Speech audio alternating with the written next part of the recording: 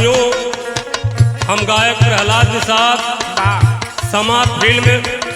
हाकिम भाई के देख रेख में तमाम गीत आप लोगों के बीच में भेजा हूँ। एक गीत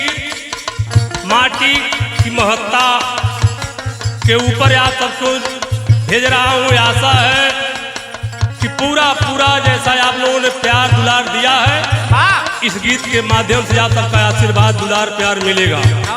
चला मास्टर आइए।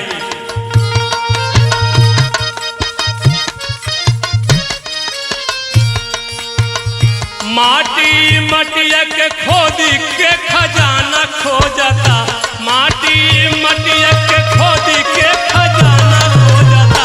माटी माटी में मिलावे के बहाना खोजता, माटी माटी में मिलावे के बहाना खोजता, माटी माटी में मिलावे के बहाना खोजता, बहाना खोजता, हो बहाना खोजता, हो बहाना खोजता, हो बहाना खोजता, माटी माटी में मिलावे के बहाना खोजता, माटी माटी में मिलावे के बहाना खोजता। गौर करेंगे साथियों, बड़ी ऊंचे भाव कवि जी ने लिखा। आज ये संसार माटी है, आज हम उस माटी की बात कर रहे हैं जो दुनिया में हमने प्राइमरी में पढ़ा है, जिसने सब कुछ बनाया, जीवन में सब कुछ परमात्मा ने बनाया है, उसी पर भाव दिया गया है। मटिया मिटावल चाहे माटी के खिलावना,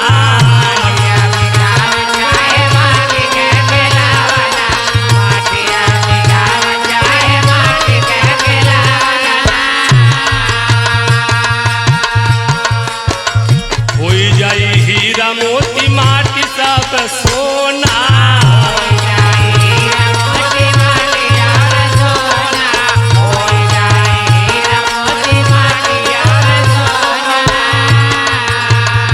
माटी माटी के बेसा है ताना बाना खोजता,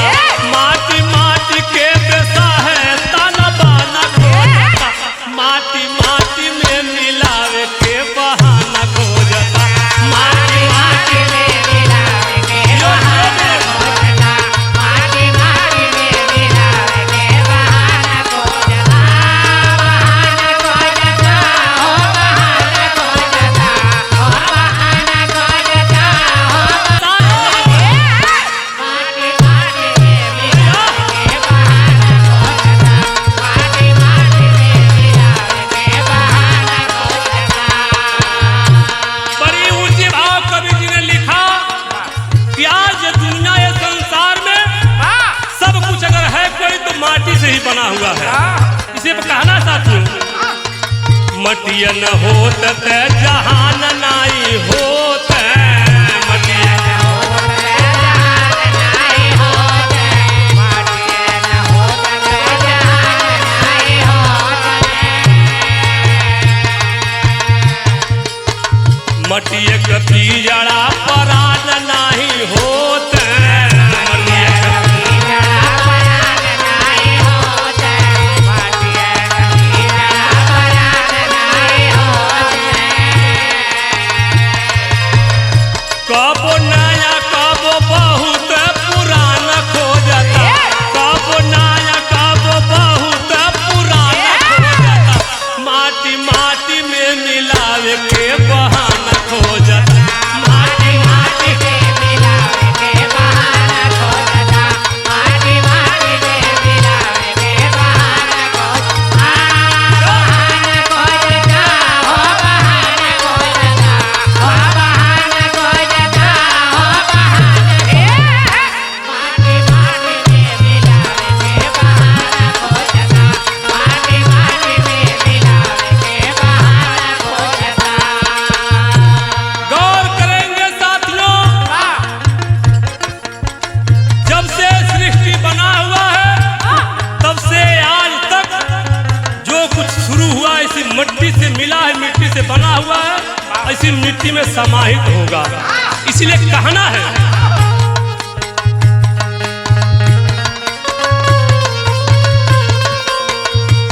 मटिया कयाती अंत माटिया में होला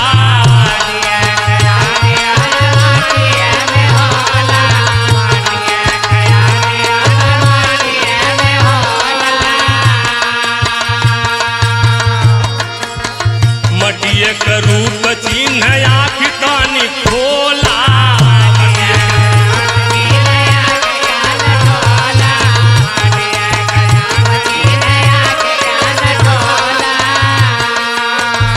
बीरन बाबू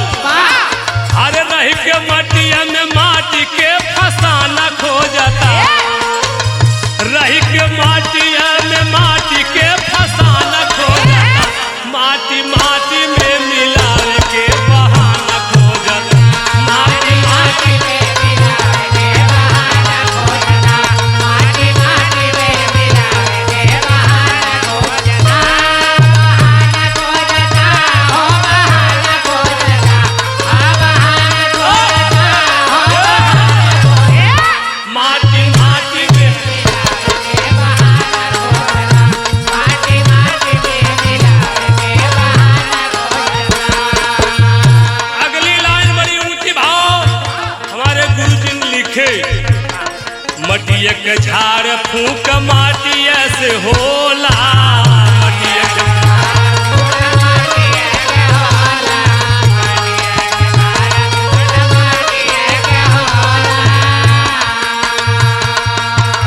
गौर करेंगे साथियों आज जो भी कुछ है इंसान लास्ट में कहता कि माटी के दहिया माटी में मिल जाई लेकिन ओकरे बाद भी इंसान के बड़ा गुरूर होला फुलचंद भैया बीरन भाई के दिन समझा दे माटी मटिया में मिल जाई ये तो कहल गई मटिया के रूप चिन्ह आँख तानी खोला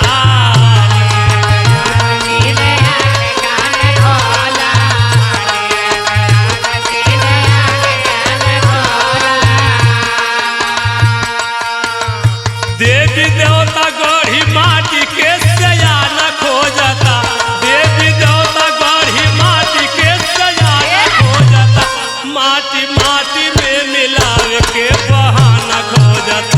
माटी माटी में मिलावे के बहाना खोजता माटी माटी में मिलावे के बहाना खोजता आ बहाना खोजता हो बहाना खोजता हो बहाना खोजता माटी माटी में मिलावे के बहाना खोजता माटी माटी में मिलावे के बहाना खोजता। लास्ट लाइन में आज हम सब बटे हुए हैं जात धर्म मजहब में लेकिन मालिक केवल मानव बनाया है मालिक केवल इंसान बनाया है एक सूरज एक चांद एक धरती एक आकाश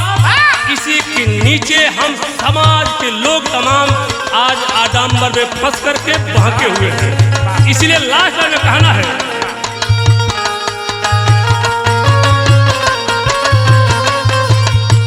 मटिया से मटिया का धर्मवा बनावल बा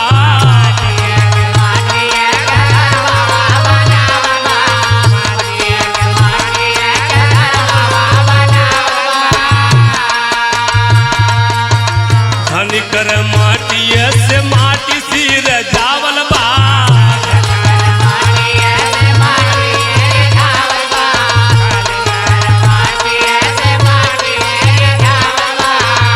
अरे बेचन ईश्व माटी खातिर या बताना खोजता अरे बेचन यूसुफ माटी खातिर या बताना खोजता हर माटी माटी में